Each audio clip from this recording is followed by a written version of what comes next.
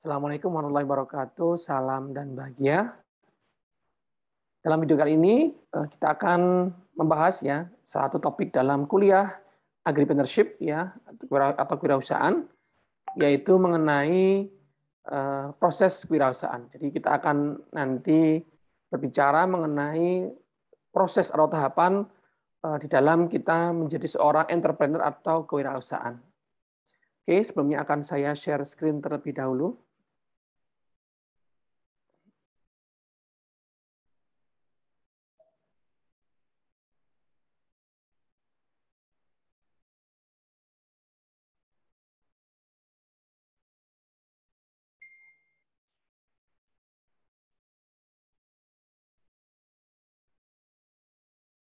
Ya, jadi nanti akan bicara ya tahapan-tahapan apa yang dapat kita lalui di dalam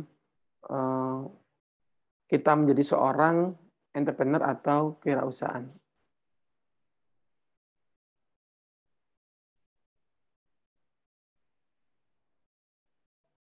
Oke.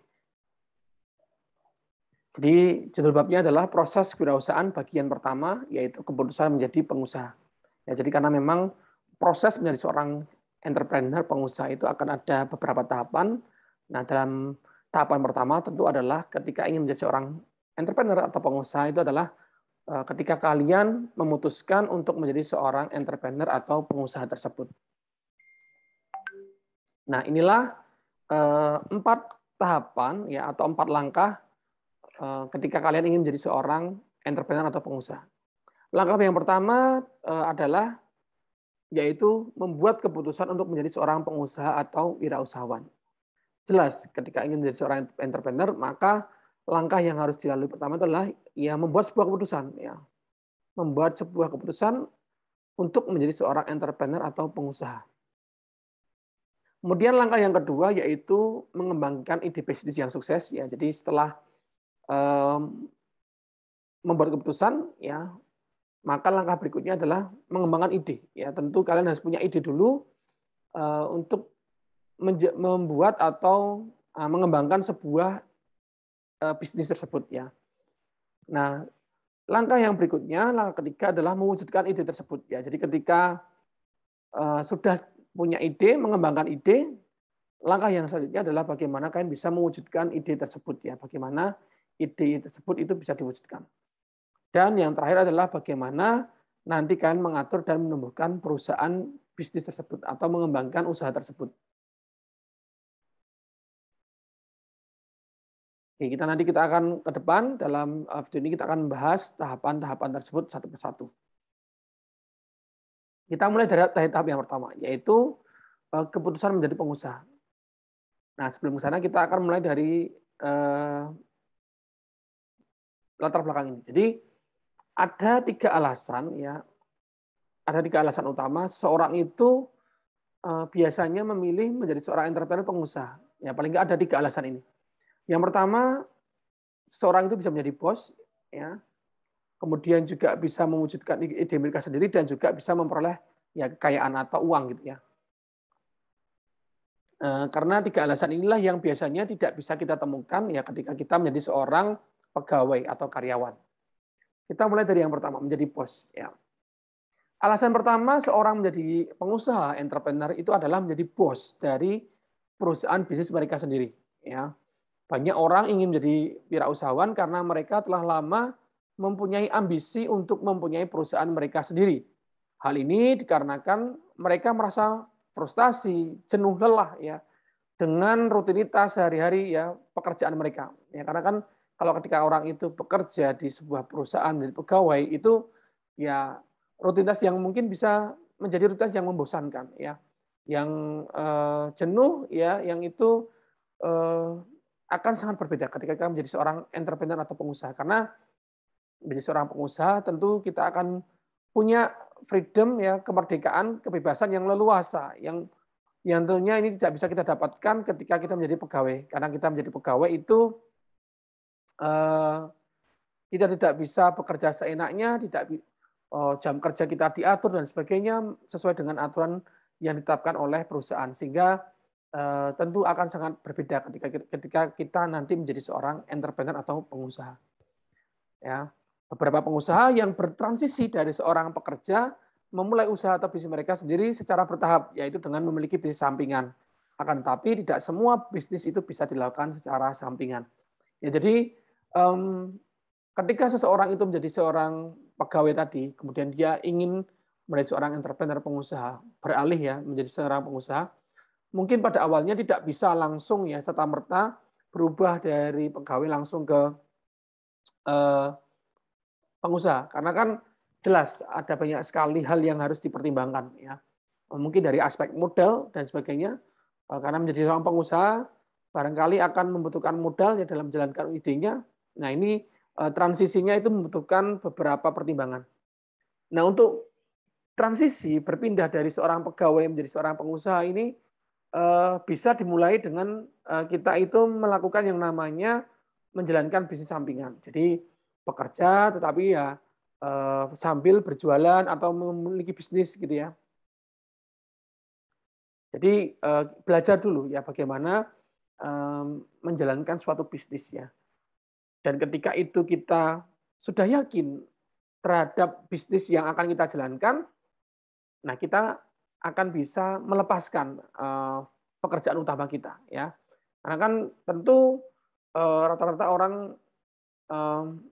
yang bertransisi dari pegawai menjadi entrepreneur ini kan tidak mudah ya.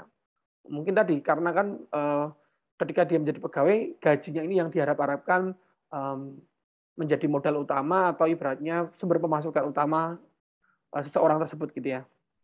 Kalau itu langsung kita lepas, kita usaha, mungkin kita takut dari mana income kita gitu ya. Nah, sehingga langkah yang bisa dijalankan adalah tadi dimulai dari bisnis sampingan ya. Jadi ketika bisnis tersebut sampingan tersebut sudah berjalan dengan baik ya, progresnya terlihat dengan bagus, mungkin dari sisi penjualannya terus ya naik progresnya, kurvanya naik gitu ya. Kita yakin usaha itu bisa berjalan dengan baik, nah mungkin baru bisa kita lepas sehingga kalau kita lepas juga kita akan bisa lebih fokus pada usahanya, usaha tersebut bisa berjalan dengan baik, terus naik ya kurvanya, nah sehingga nanti kita akan bisa benar-benar bisa menjadi seorang entrepreneur ya. Nah, jadi itu. Jadi alasan pertama adalah ya adalah menjadi bos ya, karena seseorang menjadi pengusaha itu ya menjadi bos ya. Kemarin di penjelasan saya terkait karakter pengusaha ya, kita membahas beberapa profil pengusaha. Bob Sardino mengatakan bahwa ya setinggi-tingginya pangkat kalian, posisi kalian di perusahaan, ya tetaplah kalian itu adalah seorang pegawai. Tetapi sekecil-kecilnya usaha kita, sekecil-kecilnya bisnis yang kita dirikan, ya kita akan dipanggil bos. Karena ya itu tadi, itu adalah usaha kita sendiri, bisnis yang kita rintis sendiri, meskipun bisnis itu masih kecil, ya kita dapat dipanggil menjadi seorang bos ya. Berbeda kalau itu karyawan, mau kalian posisinya di tinggi apapun, bagaimanapun ya tetap seorang karyawan. Nah, ini sebuah motivasi kemarin yang disampaikan oleh Bob Sadino. Jadi itu adalah alasan pertama seorang menjadi entrepreneur adalah untuk menjadi bos ya. Ya tidak sebenarnya artinya tidak sekedar hanya ingin dipanggil menjadi bos, tapi sebenarnya adalah tadi terkait kebebasan kemerdekaan. Ketika kalian menjadi seorang entrepreneur, kalian akan punya kemerdekaan, kebebasan sendiri ya. Bebas mau kerja jam berapa aja ya. Bebas mungkin cara berpakaian kalian ya tidak diatur ya, karena kan mau usaha kalian sendiri bebas mau menggunakan pakaian apa. Beda kalau untuk kantoran kan harus diatur pakaiannya rapi dan sebagainya. Orang menjadi entrepreneur bebas, mungkin hanya dengan kaos, celana pendek dan sebagainya bebas, tidak ada yang mengatur. Itu yang pertama. Kemudian yang kedua, seseorang menjadi entrepreneur itu adalah untuk mewujudkan ide mereka sendiri. Jadi secara alami ketika manusia itu mempunyai ide mengenai sebuah produk dan jasa mereka, itu akan mempunyai keinginan untuk mewujudkan ide tersebut. Ya. Nah, ketika kita bekerja di suatu perusahaan, ya, maka ide yang kita miliki tersebut tidak bisa langsung terwujud karena tiap perusahaan itu mempunyai mekanisme masing-masing. Ya. kalian bekerja di perusahaan, di kantor gitu, ketika kalian mempunyai ide-ide mungkin sebuah gagasan yang menarik ya, yang mungkin akan itu disampaikan ke perusahaan, ya ini maka ide tersebut belum tentu bisa diterima ya. Beda kalau itu adalah usaha kalian sendiri, bebas mau mewujudkan ide apapun itu adalah ya di tangan kalian, karena itu adalah usaha-usaha kalian sendiri, bisnis-bisnis yang kalian kembangkan sendiri. Nah, perusahaan yang telah berjalan dengan baik biasanya itu kurang mampu melakukan inovasi ya. Perusahaan yang sudah berjalan dengan baik, yang mungkin itu sudah berjalan cukup lama, mungkin juga sudah ibaratnya settle, punya pelanggan dan sebagainya, karena dia sudah ibaratnya nyaman dengan kondisi tersebut, perusahaan ini akan minim inovasi. Nah, ketika hal ini terjadi, pegawai karyawan yang punya gagasan ide-ide yang fresh, yang baru gitu ya, pegawai ini tidak bisa mewujudkan ide mereka. Ya, ya karena tadi perusahaan itu sudah ibaratnya sudah berada pada zona yang nyaman, sudah settle ya. Dia mungkin juga perusahaan tersebut mungkin akan takut ya dengan ide-ide yang baru itu kalau mungkin diwujudkan justru akan berpengaruh terhadap perusahaan ya. Sehingga ya perusahaan bermain aman gitu ya. Nah, karena passion dan komitmen, beberapa pegawai memilih untuk meninggalkan perusahaan dengan tujuan membangun bisnis mereka sendiri demi memenuhi atau mewujudkan ide mereka sendiri. Ya, jadi mungkin beberapa pegawai merasa jenuh tadi ya, bosan, punya ide-ide yang bagus, yang ide-ide yang itu segar, tapi kok tidak bisa diterapkan, dijalankan di perusahaan mereka. Nah, perusahaan-perusahaan karyawan-karyawan ini akan berupaya untuk meninggalkan perusahaan. Dengan idenya, dia akan berusaha mewujudkan, mewujudkan ide mereka sendiri.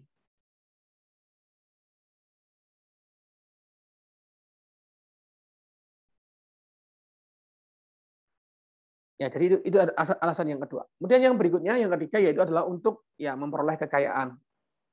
Nah, alasan berikutnya seseorang itu menjadi entrepreneur, pengusaha adalah tentu saja untuk memperoleh kekayaan. Ya, walaupun terkadang menjadi seorang entrepreneur, pengusaha itu awal mulanya hanya memperoleh pendapatan yang tidak lebih besar dari gaji ketika kita bekerja di sebuah perusahaan, tetapi gambaran, cerita-cerita pengusaha-pengusaha sukses itu yang mereka mampu mendapatkan omset yang tinggi, penghasilan yang tinggi, ini mampu menjadi motivasi seseorang untuk menjadi seorang pengusaha. Ya, jadi jelas ya menjadi seorang entrepreneur, pengusaha, apalagi itu adalah usaha yang baru, tentu tidak manis di awal, karena kalian merintis sebuah usaha itu pasti akan susah ya, harus berjuang keras dulu ya. Tentu omsetnya atau pendapatan yang kalian dapatkan tidak bisa disamakan mungkin dengan gaji ketika bekerja di perusahaan yang sudah lama gitu ya. Ya, tetapi tadi disampaikan bahwa sudah banyak sekali contoh-contoh pengusaha-pengusaha sukses ya. Ketika usaha itu memang bisa dijalankan dengan baik, berkembang dengan baik, sukses, maka tidak sedikit ya pengusaha-pengusaha ini yang nantinya akan bisa mendapatkan income gaji yang itu mengalahkan dari gaji-gaji pegawai, gitu ya. Ya jelas. Jadi inilah alasan seseorang itu menjadi seorang entrepreneur. Jadi paling nggak tiga alasan tadi ya yang bisa ya melandasi atau mewujudkan ya ketika kalian ingin menjadi seorang pengusaha, ya bisa menjadi bos, ya kemudian juga bisa mewujudkan ide kalian sendiri dan juga memperoleh kekayaan. Yang ini tidak bisa didapatkan ketika kalian hanya menjadi seorang pegawai karyawan di sebuah perusahaan. Ya. Jadi dari tahap yang pertama adalah menetapkan diri menjadi seorang pengusaha.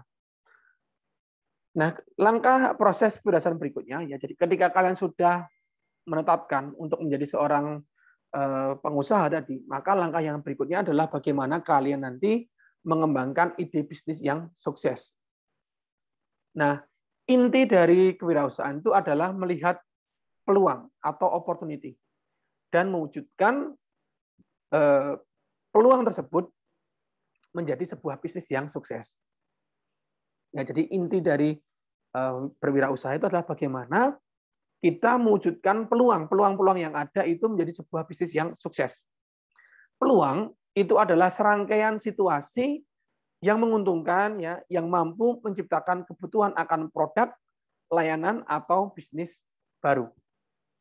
Nah, jadi peluang itu adalah ya serangkaian situasi, kondisi di sekitar kita yang itu menguntungkan, yang akan mampu menciptakan berbagai macam kebutuhan.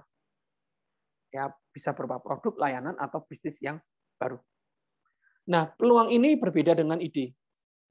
Ide itu adalah pikiran, kesan, atau gagasan. Sebuah ide terkadang bisa menjadi peluang, tetapi terkadang sebuah ide juga tidak bisa menjadi peluang. Artinya, ide itu berbeda dengan peluang. Ide bisa menjadi peluang. Ya.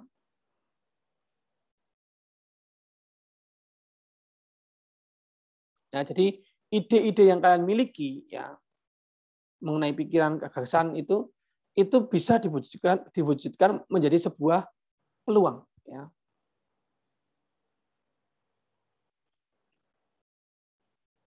Tapi peluang saja, ini sebenarnya peluang itu tidak hanya sekedar ide. Nanti kita akan lihat ya terkait opportunity.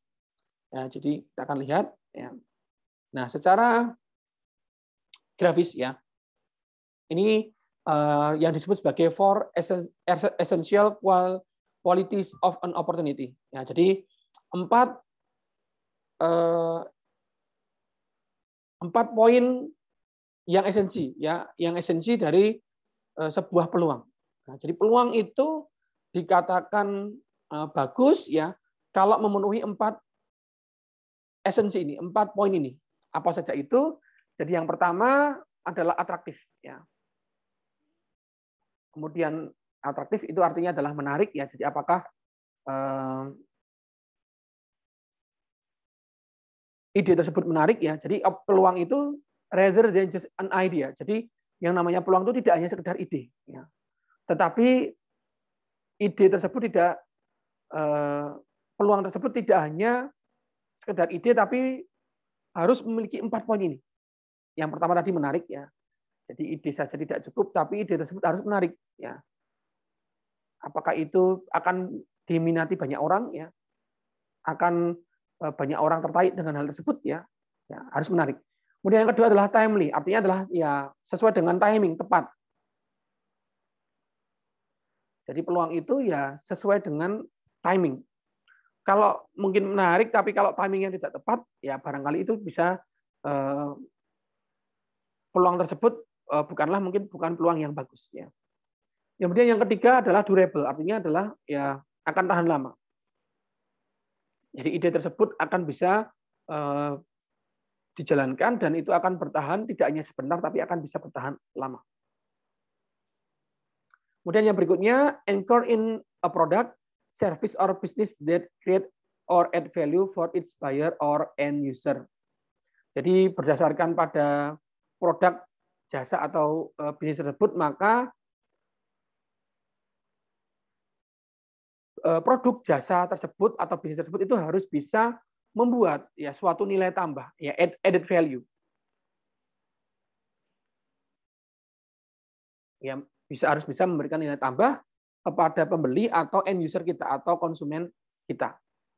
Nah, jadi empat pilar itulah yang menunjukkan kualitas dari sebuah peluang. Jadi dia tidak hanya sekedar ide, tapi ide tersebut juga harus menarik, kemudian timingnya tepat, ya kemudian juga durable, tahan lama, dan juga memiliki added value, nilai tambah produk. Jadi bagi seorang pengusaha untuk memanfaatkan peluang, ya jendela peluangnya itu harus terbuka. Nah, istilah peluang itu adalah metafora yang menggambarkan waktu periode di mana perusahaan dapat secara realistis memasuki pasar baru. Nah, setelah pasar untuk produk baru didirikan, jendelanya terbuka. Ketika pasar tumbuh, perusahaan masuk dan mencoba untuk membangun posisi yang menguntungkan. Di beberapa titik pasar matang dan jendela peluang ditutup. Nah, ini adalah sebenarnya terkait product life cycle. Ya, jadi nanti ini adalah teori di bidang pemasaran. Jadi ada namanya PLC, product life cycle ya. Product life cycle atau siklus daur hidup produk ya. siklus hidup produk. Ya, jadi saya jelaskan secara ringkas saja. Ya. Jadi sebenarnya sebuah produk ya, atau bisnis itu memiliki sebuah siklus. Ya, ya. Seperti manusia, produk itu juga punya siklus. Ya, dia punya siklus daur tahapan. Jadi ini adalah waktu, ya. Maaf, ini waktu, ya. Dan ini produk atau bisnisnya. Jadi suatu produk bisnis itu akan memiliki sebuah siklus. Ya, dia akan muncul. Ya, produk itu ya seperti manusia akan muncul lahir, ya. Kemudian dia akan bisa tumbuh, ya. Kemudian pada titik tertentu dia akan bisa sampai pada titik puncaknya, kematangannya, atau titik dewasanya, dan dia juga akan bisa turun, ya, mengalami masa penurunan, bahkan nanti akan bisa sampai ya perusahaan itu bisa tutup atau produknya akan ya mati gitu ya. Jadi sebuah pasar untuk produk baru itu didirikan, maka jendela terbuka. Jadi ketika suatu produk baru itu diwujudkan, ya maka jendela untuk peluang itu terbuka. Kemudian pasar itu akan tumbuh, pada titik tertentu dia akan masuk dan membangun posisi yang menguntungkan, ya. Titik tertentu dia akan mencapai titik puncaknya, dewasanya, dan akan ya turun, ya sampai dia bisa nanti ya kalau itu terus turun bisa mencapai titik ya kematian, atau ibaratnya ya produk itu akan lenyap, gitu. Sudah tidak bisa dijual kembali, tidak bisa dipasarkan kembali. Ya, itulah usaha. Ya, kita usaha punya ide baru, ya perusahaan itu akan kita pasarkan, dia akan tumbuh, kemudian berkembang terus, ya akan mencapai titik puncaknya. Kalau kita tidak bisa berinovasi, ya produk tersebut, usaha tersebut ya akan turun. Tapi kalau kita akan bisa berinovasi kembali, perusahaan itu tidak hanya berhenti pada titik tumbuhnya pada titik tertentu, dia akan masih bisa terus dikembangkan. Ya, itulah sebuah siklus hidup produk. Nah, contohnya di sini, contoh kasus internet search engine atau mesin pencarian internet, ya. Yahoo sebagai mesin pencari pertama yang muncul tahun 95. Jadi Yahoo itu salah satu pionir dalam industri search engine, mesin pencarian. Ya, kalau di era sekarang pasti yang dikenal orang itu adalah Google. Ya, walaupun sebenarnya mesin pencarian itu tidak hanya Google, ya. Tadi ada Yahoo, ada punyanya Microsoft Bing, ya. Kemudian ada DuckDuckGo dan sebagainya. Nah, pasar untuk mesin pencari ini tumbuh cepat dan muncul pesaingnya. Jadi pada tahun 95, karena ini termasuk sebuah industri baru, ya produk yang baru, ya maka banyak orang yang kemudian muncul pesaingnya. Ya, ada yang namanya Lycos, Excite dan sebagainya. Ini tahun 95.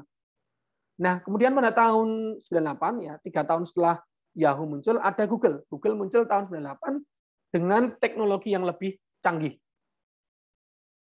Ya, sehingga akhirnya terus berkembang untuk industri search engine tersebut, ya, sehingga kemudian pasar menjadi matang dan dewasa, ya, sehingga jendela peluang tertutup, ya. Jadi kalau pada awal munculnya sebuah produk tersebut, ini adalah jendela mulai terbuka, artinya jendela peluang terbuka. Yahoo muncul dengan search engine-nya.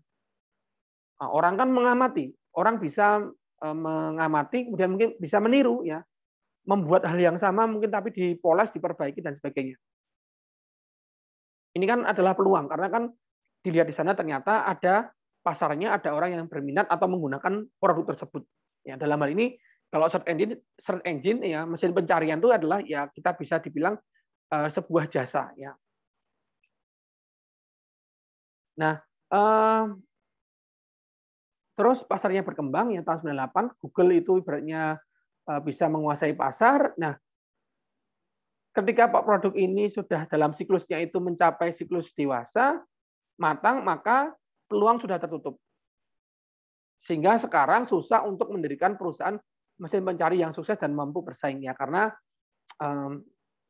dalam siklusnya tersebut ini sudah masuk pada fase yang matang dewasa, ya, sehingga susah untuk bisa bersaing kembali karena produknya sudah matang, ibaratnya sudah produk-produk atau perusahaan-perusahaan yang menawarkan hal serupa itu sudah benar-benar produk yang dihasilkan sudah yang bagus ya, sudah diperbaiki dan sebagainya, sehingga kalau itu mau masuk kembali susah karena tadi produknya sudah matang. Ya. Mau menambahkan apalagi inovasi apalagi itu sudah sulit gitu ya. Nah, itulah terkait tadi peluang. Gitu ya. Nah, lalu bagaimana sih sebenarnya kita mengidentifikasi peluang? Ya, bagaimana kita menjadi seorang pengusaha kan ingin melihat peluang atau ingin mengidentifikasi peluang. Caranya seperti apa? Nah, ini adalah 3 cara untuk mengidentifikasi peluang. Yang pertama adalah observing trend, mengamati tren. Kedua adalah solving a problem, memecahkan masalah. Dan yang ketiga adalah finding gaps in the marketplace, ya, mencari celah yang ada di pasar. Kita lihat satu per satu. Yang pertama adalah observasi tren. Nah, pendekatan pertama untuk mengidentifikasi peluang adalah mengamati tren dan studi bagaimana mereka menciptakan peluang. Nah, tren yang paling penting untuk diikuti adalah bisa tren ekonomi, tren sosial, kemajuan teknologi, dan aksi politik dan perubahan peraturan. Ya, jadi bagaimana kalian bisa melihat peluang itu adalah caranya yang pertama adalah mengobservasi tren. Silakan amati tren yang terjadi sekarang seperti apa. Yang sedang trending sekarang apa, yang sedang viral. Ya. Karena hal-hal yang ini menjadi tren ini, inilah layak untuk bisa kita kembangkan jadi sebuah peluang bisnis gitu ya. Nah, ini adalah tadi 4 hal tadi, 4 sektor apa saja atau 4 tren apa saja yang bisa kita amati ya supaya kita bisa ambil itu menjadi sebuah peluang. Jadi bisa tren ekonomi, economic forces ya, juga bisa social force ya dari aspek sosial, kemudian juga technological advance ya, kemajuan teknologi, dan juga political and regulatory change ya, politik, perubahan politik dan juga regulator atau peraturan. Jadi kalau di tingkat ekonomi tren ekonomi kita bisa melihat misalkan dari keadaan ekonomi sebuah negara, ya kita keadaan ekonomi kita seperti apa, kemudian juga level of disposable income ya atau tingkat pendapatan disposable artinya adalah pendapatan yang itu sudah dikurangi dengan pajak dan juga biaya-biaya untuk hidup. Ibaratnya disposable income itu adalah ya berapa pendapatan yang siap untuk dibelanjakan. Ya. Ini kan ini harus bisa kita sebagai seorang entrepreneur, hal-hal seperti ini bisa kita cermati. Kenapa? Karena dengan kita mengamati kondisi ekonomi, ya kita akan nantinya akan bisa menangkap sebuah peluang. Nanti kita akan jelaskan di bawah ya contoh-contohnya ya. Kemudian juga secara ekonomi misalkan consumer spending pattern-nya, jadi terkait pola pengeluaran atau belanja dari para konsumen seperti apa. Ini harus bisa kita analisis semuanya untuk bisa kita jadikan acuan. Ya. Kemudian dari aspek sosial ya, misalkan bagaimana tren sosial, budaya, kemudian juga demographic change ya, perubahan secara demografis di sebuah wilayah gitu ya. Kemudian what people think is in ya, atau apa yang orang-orang pikirkan yang memang sekarang itu menjadi hal yang tren ya, yang itu menarik bagi orang-orang gitu ya. Kemudian juga bisa kita mengamati peluang itu dari aspek teknologi, kemajuan teknologi ya. Apakah apa teknologi baru yang sekarang sedang berkembang ya, atau teknologi-teknologi yang itu memang dibutuhkan saat ini ya, dan lain sebagainya. Kemudian juga terkait hal politik dan juga perubahan peraturan ya, tentu dengan adanya new change in political arena ya, adanya perubahan-perubahan di bidang politik dan juga di bidang peraturan hukum. Nah, ini juga harus dipahami. 4 poin ini tadi baik dari politik, ekonomi, teknologi dan juga sosial ya.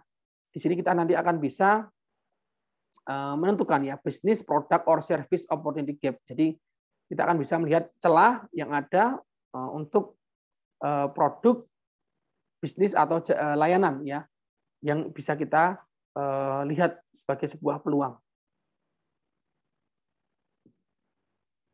Sehingga ketika kita bisa menangkap peluang yang ada, nanti kita akan bisa mengembangkan new business product and service idea atau ide-ide untuk bisnis, produk dan jasa yang baru.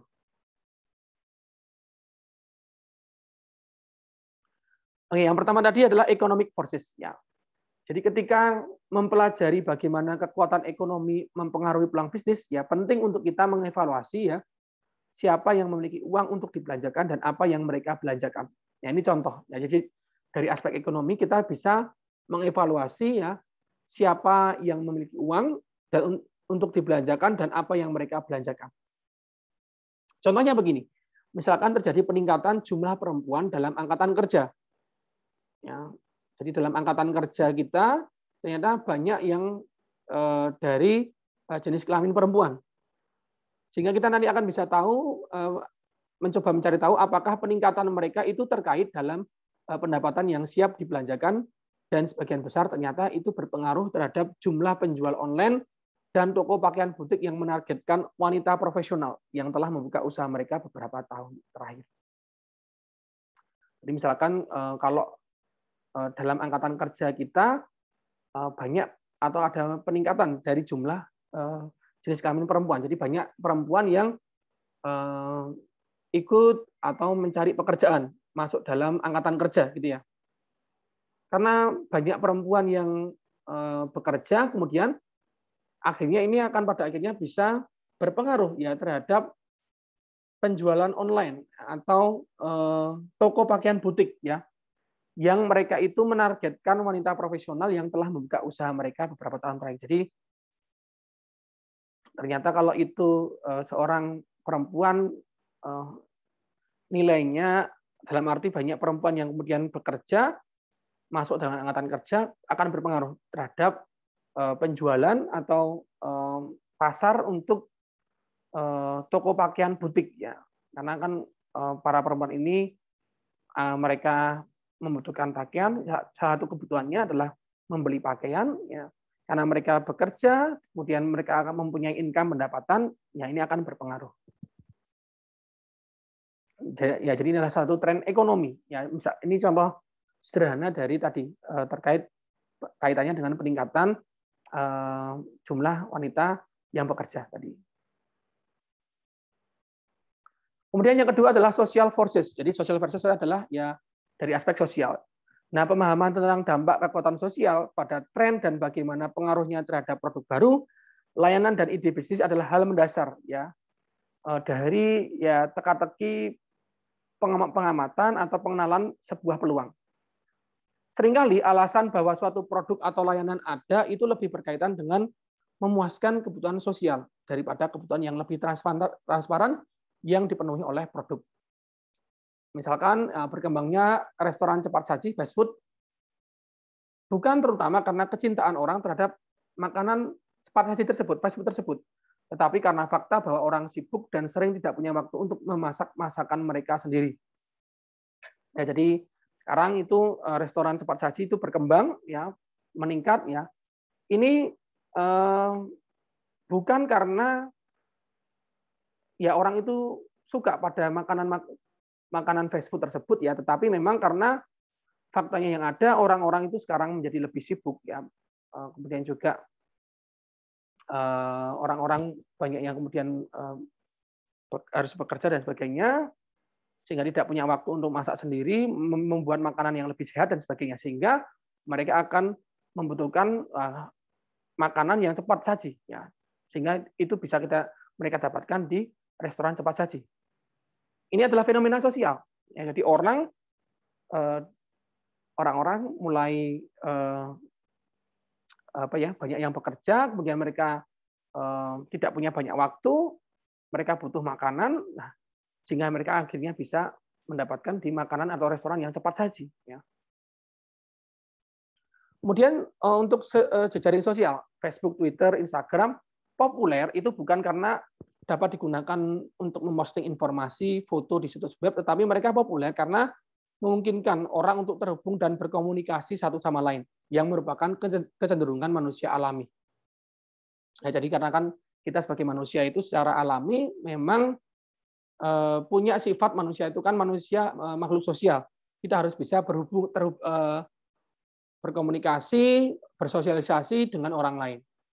Nah, Facebook atau sosial media itu ada bukan untuk memposting informasi dan foto, tetapi memang sebagai kebutuhan kita. ya, karena zaman sekarang eranya internet, yang dulu itu susah, ya, orang bersosialisasi, interaksi dulu harus secara langsung, tapi kalau tadi fenomenanya berubah, ya, orang harus bisa menyampaikan, ya, sifat alaminya tadi yang merupakan makhluk sosial tadi, ya, karena adanya internet, kemudian ini beralih kepada sosial media yang menggunakan secara online atau daring gitu ya. Ada Facebook, Twitter, Instagram dan sebagainya. Inilah fenomena sosial yang ini yang menjadi peluang tadi. Munculnya perusahaan Facebook, Instagram karena tadi melihat ada peluang orang adanya internet, kemudian orang itu, manusia itu cenderung ingin bersosialisasi, ya, muncullah aplikasi secara online, ya, untuk sosial media, untuk sosial atau berkomunikasi satu dengan lain. Nah, ini adalah contoh tren sosial yang lain, ya, yang itu bisa berpengaruh nantinya di dalam individu itu berperilaku dan juga menetapkan prioritas mereka. Misalkan penuaan penduduk, kemudian juga meningkatnya keragaman tenaga kerja, ya, jadi tenaga kerja yang sekarang yang lebih bervariatif dari berbagai latar belakang, usia, jenis kelamin, kemudian juga pendidikan dan sebagainya. Nah, semakin beragam sekarang itu, sehingga ini juga akan berpengaruh, ya, terhadap fenomena sosial yang ada. Kemudian juga peningkatan partisipasi dalam jejaring sosial, ya, orang-orang secara sosial sekarang banyak yang ingin berpartisipasi menggunakan sosial media, ya, jejaring sosial, ya. Kemudian adanya pertumbuhan dalam penggunaan perangkat seluler, ya, karena internet terus berkembang, teknologi semakin maju, perangkat elektronik seperti smartphone ini juga semakin canggih, sehingga ini mendukung, ya, untuk pertumbuhan penggunaan perangkat seluler. Kemudian peningkatan fokus pada kesehatan dan kebugaran, ya, jadi era sekarang itu orang-orang lebih aware terhadap kesehatan mereka karena barangkali tadi adanya akses informasi yang mudah, berita dan sebagainya, sehingga orang lebih tahu, lebih paham bahwa kesehatan itu penting, ya, sehingga ini isu terkait kesehatan, kebugaran itu menjadi hal yang penting. Nah, ini juga kan contoh yang mudah, ya, untuk menjelaskan, ya, bagaimana fenomena yang terjadi sekarang, sehingga muncul banyak sekali usaha industri terkait makanan yang sehat, ya, healthy food, ya, itu berkembang sekarang karena tadi orang menjadi lebih paham, lebih tahu bahwa isu terkait kesehatan itu penting, ya. Apalagi tambah sekarang pandemi terkait COVID-19, orang-orang kemudian panik dan sebagainya, orang-orang itu ingin menjadi lebih sehat, ya. Ini fenomena sosial yang berubah gitu, ya. Kemudian menekankan pada bentuk energi bersih termasuk angin, matahari, biofuel dan lain-lainnya. Jadi ini terkait isu lingkungan bahwa energi yang digunakan ini adalah energi-energi yang harus lebih terbarukan, lebih bersih, lebih baik untuk lingkungan. Ya, ini kemudian muncul juga sebagai peluang sekarang, misalkan kemudian terus berkembang kendaraan yang ramah lingkungan dari listrik dan sebagainya. Ini muncul, ya, karena tadi orang-orang mulai aware, lebih perhatian terhadap isu lingkungan, tidak ingin merusak lingkungan sekitarnya, sehingga tadi berkembanglah energi-energi yang baru terbarukan. Dan juga ada keinginan untuk personalisasi, ya, yang menciptakan kebutuhan akan produk dan layanan bahwa orang dapat menyesuaikan dengan selera dan kebutuhan mereka sendiri. Jadi munculnya keinginan untuk personalisasi. Jadi orang-orang tuh punya sekarang karena semakin canggih juga, orang-orang tuh bisa menyesuaikan apapun itu dengan selera dan kebutuhan mereka sendiri, ya. Orang sekarang ingin punya, misalkan punya baju, ingin memiliki pakaian yang itu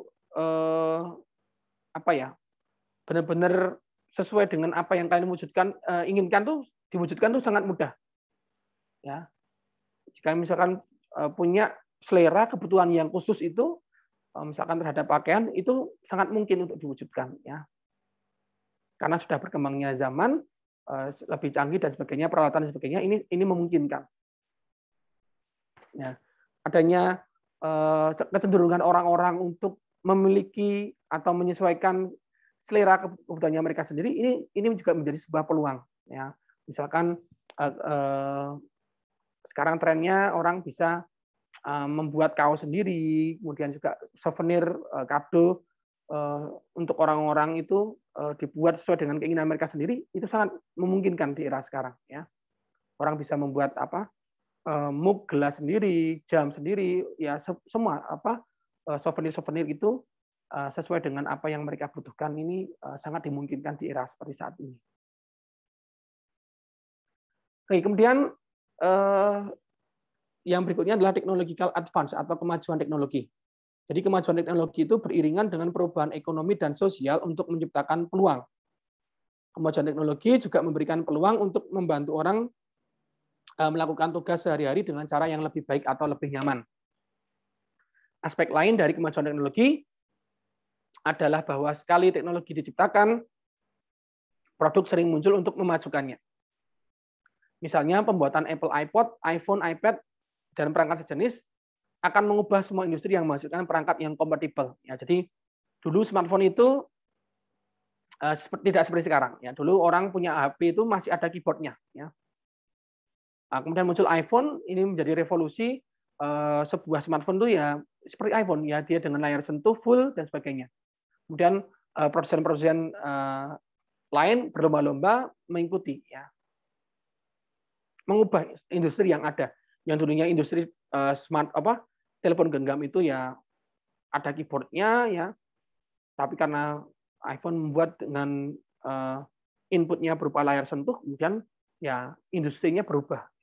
Itu menjadi suatu tren, ya, orang diterima dengan pasar dengan baik, sehingga orang atau industri smartphone itu kemudian ya mengikuti tersebut, ya. Akhirnya sampai sekarang ya smartphone itu ya wujudnya seperti yang kalian nikmati, ya, untuk saat ini ya seperti iPhone atau perangkat-perangkat Android yang lain yang menggunakan layar sentuh gitu ya.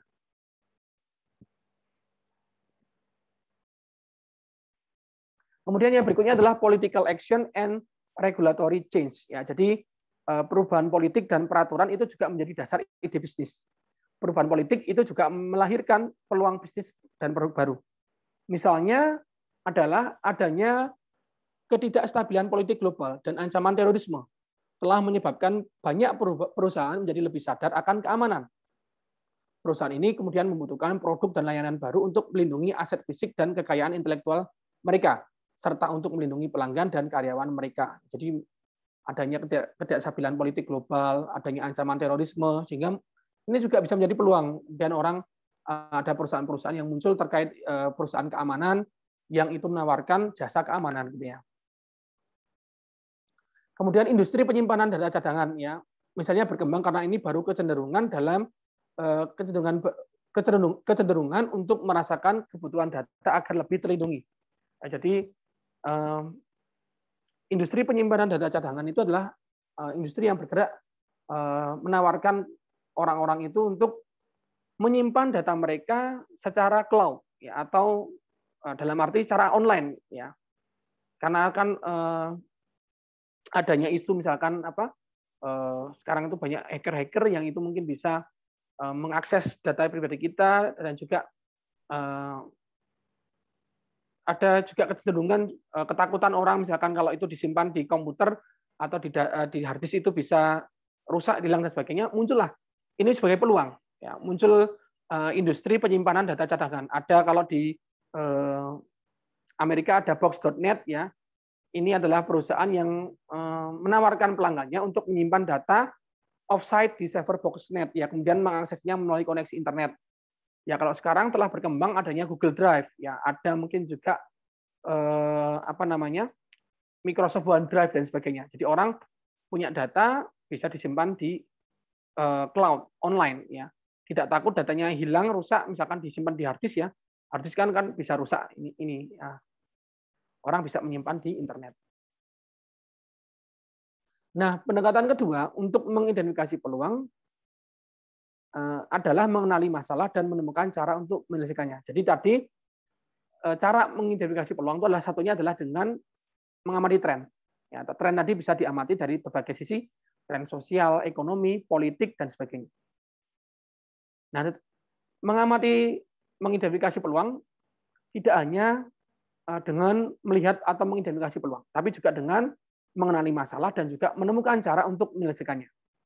Masalah dapat dikenali dengan mengamati tantangan yang dihadapi orang-orang dalam kehidupan sehari-hari mereka dan melalui hal yang lebih sederhana seperti intuisi atau kebetulan. Nah, konsisten dengan pengamatan ini banyak perusahaan itu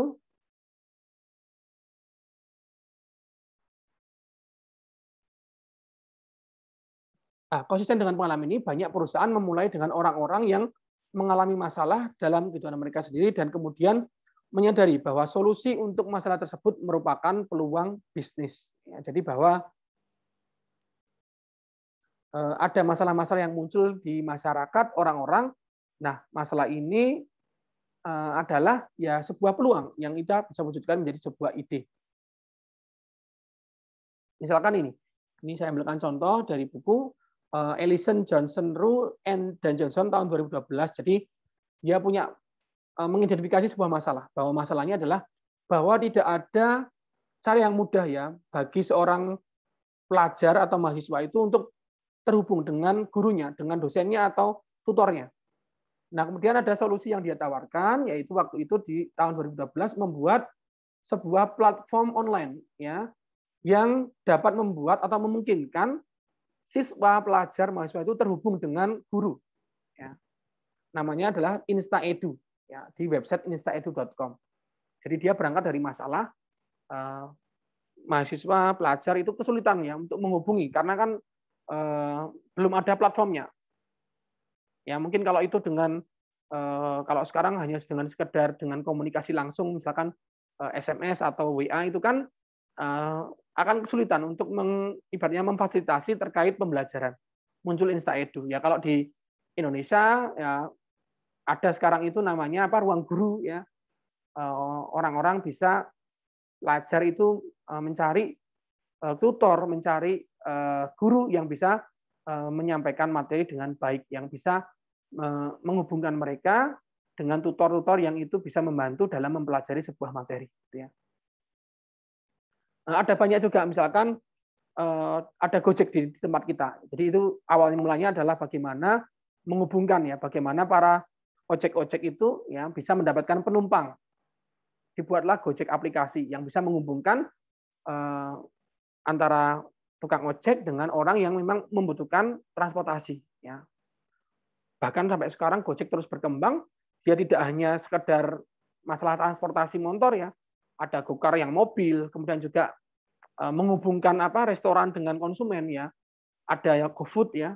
Orang bisa cukup dengan smartphone pengen beli apa tinggal hubungan itu ya. Ini berangkat dari masalah ya. Nah, hal-hal seperti inilah yang contoh bagaimana kita bisa mengidentifikasi peluang. Ya, banyak sekali yang nanti bisa kalian ya cermati juga di dunia nyata ini seperti apa. Banyak sekali contoh-contoh bagaimana orang mengidentifikasi peluang, kemudian bisa itu mengidentifikasi suatu masalah, di mana masalah itu bisa menjadi ide untuk dikembangkan menjadi sebuah peluang bisnis. Ya. Nah, kemudian cara yang ketiga, cara mengidentifikasi peluang adalah dengan mencari celah di pasar. Jadi ada banyak contoh produk yang dibutuhkan atau diinginkan konsumen yang tidak tersedia di lokasi tertentu atau tidak tersedia sama sekali. Nah, sebagian masalah ini dibuat oleh pengecer besar seperti Walmart dan Costco yang bersaing terutama pada harga dan mengeluarkan barang-barang paling populer yang ditargetkan untuk konsumen mainstream. Ya, jadi Walmart, Costco itu hypermart, ya, supermarket besar ya. Kalau di Indonesia ada mungkin contohnya perusahaan ya hypermart, ada Carrefour, Lotte Mart dan sebagainya. Di mana itu adalah supermarket besar yang menjual berbagai macam produk gitu ya. Berbagai macam kebutuhan yang itu umum dibutuhkan oleh banyak orang. Nah, tetapi terkadang di tempat itu kan ya hanya menjual produk-produk yang itu umum, yang banyak, yang paling populer, yang paling banyak dibeli oleh masyarakat ya. Nah, sementara pendekatan ini memungkinkan pengecer besar untuk mencapai skala ekonomi, nah perusahaan tersebut itu meninggalkan celah pasar. Artinya sebenarnya ada banyak sekali celah-celah yang ada di pasar. Masih memungkinkan banyak sekali produk-produk itu yang bisa dijual di pasaran. Nah, hal inilah yang kemudian alasannya mengapa adanya butik pakaian, toko khusus, dan situs web e-commerce ada. Bisnis ini bersedia membawa barang perdagangan yang tidak dijual dalam jumlah yang cukup besar untuk dibawa ke supermarket besar. Jadi ada butik pakaian, mungkin misalkan begini, ada butik pakaian yang menjual pakaian atau sepatu yang berukuran extra large, yang besar. Jadi kan terkadang orang-orang yang memiliki ukuran tubuh besar itu kan sulit ya mendapatkan atau belanja suatu barang, ya pakaian atau mungkin sepatu. Ini kan sebenarnya celah di pasar. Yang ini belum ada di pasar ya. Kalau ukuran normal itu kan bisa ditemukan di berbagai macam tadi ya di supermarket. Nah, tetapi ketika itu adalah barang yang mungkin itu spesifik ya, misalkan tadi saya contohkan adalah pakaian atau sepatu dengan ukuran yang sangat besar ya. Misalkan kalau pakaian ya double XL, triple XL itu kan sangat susah kalau kita cari di toko-toko biasa ya, di supermarket, hypermarket ya, nggak ada. Nah ini adalah celah di pasar, sehingga ini muncullah butik, misalkan butik yang menjual khusus pakaian yang extra large gitu ya. Ini kan celah di pasar. Mungkin ada toko-toko lain, toko khusus atau situs web e-commerce yang ada yang menjual barang-barang itu yang masih berupa celah di pasar. Artinya memang belum ada, jarang ditemukan di pasar. Inilah artinya ya mencari celah di pasar. Nah, ini contohnya misalkan begini. Misalkan di Amerika ini di buku yang saya ambil ya, tidak ada no fitness center that are open 24 a day. Jadi tidak ada fitness center ya atau gym gitu ya yang buka 24 jam. Nah, ini kan sebuah peluang. Ya. Karena ini bisa mengakomodasi orang-orang yang mungkin itu pengen fitness, yang pengen berolahraga tapi waktunya tidak memungkinkan. Misalkan dia harus kerja sampai malam dan sebagainya, baru kerja sampai sore ya. Tidak kan ini mereka membutuhkan itu, sehingga ada usaha memungkinkan dibukanya peluang toko. Ini ada kemudian di Amerika ada namanya Anytime Fitness atau 24 Hour Fitness. Jadi ini adalah tempat fitness yang buka 24 jam. Ya kalau di Indonesia contohnya K24 ini dulu kan awal mulanya kan adalah karena dulu itu apotek ya nggak 24 jam. Apotek buka ya seperti toko buka dari jam 9 mungkin dari jam 9 pagi sampai jam 9 malam ya, umum. Ini kan berangkat dari sebuah celah di pasar ya. Orang-orang yang membutuhkan obat-obat mendesak ya. Ini kan kesulitan mendapatkannya sehingga muncullah K24 yang apotek yang buka 24 jam. Jadi dia mengambil celah di pasar ya. Untuk orang-orang yang membutuhkan obat yang biasanya harus dibeli di apotek yang hanya buka mungkin sampai jam 9 malam, dia bisa sekarang beli kapan saja. Ya.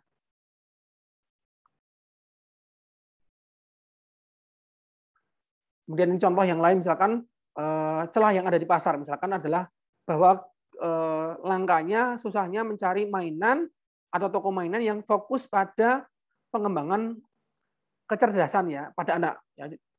Jadi kan kalau toko mainan kan biasanya yang menjual yang penting toko mainan asal mainan. Nah, tapi tidak banyak yang menjual mainan itu yang fokus bisa untuk mengembangkan kecerdasan anak. Ini kan celah di pasar. Nah, ini contohnya kemudian di Amerika ada Launchpad Toys atau Little Bits dan sebagainya. Ini adalah toko-toko atau perusahaan mainan yang memang fokus untuk menjual produk mainan yang untuk bisa mengembangkan intelektual anak ini ya. Itulah mencari celah di pasar. Ya, jadi itu tadi bahwa di dalam mengidentifikasi peluang ada 3 cara ya. 3 cara yang digambarkan di bagian tadi ya. Yang pertama adalah mengidentifikasi tren ya, mengobservasi tren, kemudian bisa dengan memecahkan masalah dan juga mencari celah di pasar ya.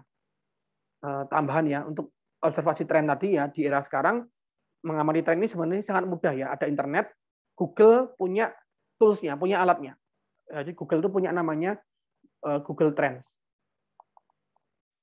Google Trends. Jadi kalau kalian coba cari di Google ya, Google Trends itu adalah sebuah website yang bisa mengetahui sekarang itu yang sedang tren itu apa. Bagaimana Google bisa menjalankan ini? Karena Google kan adalah mesin pencarian yang besar. Sekarang ya paling banyak orang tuh mencari apapun lewat Google. Nah, tren ini bisa diketahui dari orang tadi. Orang-orang itu sekarang yang paling banyak dicari itu apa? Misalkan di era pandemi muncul masker, ya orang banyak googling tentang masker. Ini kan tren.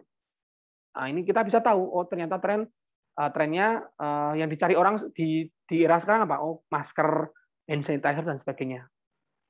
Bahkan di websitenya Google Trend kita bisa tahu, bisa mencari tahu per wilayah. Misalkan wilayah mana yang paling mencari masker paling banyak, oh misalkan ternyata di daerah Jakarta, Kalimantan dan sebagainya. Bisa kelihatan semua itu di sana, sehingga nanti kita bisa mengetahui ini, dan ini bisa kita jadikan acuan untuk tadi mengidentifikasi peluang-peluang bisnis yang bisa kita wujudkan untuk sebuah usaha atau bisnis. Ya. Nah, jadi itulah tadi bagaimana kita bisa mengidentifikasi peluang. Oke, jadi itu dulu ya dalam pertemuan kita dalam video ini ya. Kita tadi sudah tahu ya bagaimana tahapan proses kewirausahaan ya, dimulai dari keputusan kita untuk menjadi seorang pengusaha wirausahaan, dan kemudian bagaimana kita mengembangkan ide bisnis yang sukses ya. Jadi bahwa ide bisnis yang sukses itu adalah dengan kita bisa menentukan mencari sebuah peluang ya. Dan peluang yang baik tadi sudah saya jelaskan ada 4 pilarnya, 4 pilar esensial ya. Dan juga cara mengidentifikasi peluang ada 3 tahapan tadi ya yang bisa kita terapkan. Oke, saya rasa itu untuk penjelasan kita. Banyak kekurangan dari saya, mohon maaf ya. Silakan apabila ada yang mungkin tidak jelas, ada ingin diskusi, silakan tanyakan di kolom komentar. Terima kasih. Wassalamualaikum warahmatullahi wabarakatuh. Salam.